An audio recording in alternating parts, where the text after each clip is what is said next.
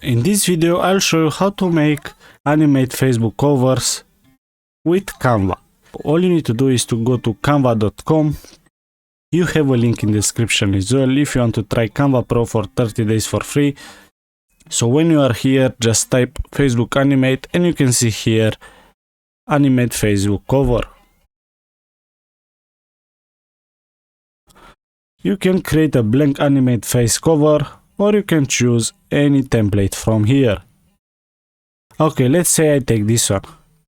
You can see very nice animate Facebook cover. Now press customize this template and you can edit however you want. Family, bookstore, you can type your address here, depend of your niche. When you're done, just press share, download and download this on your computer and then upload to your Facebook account.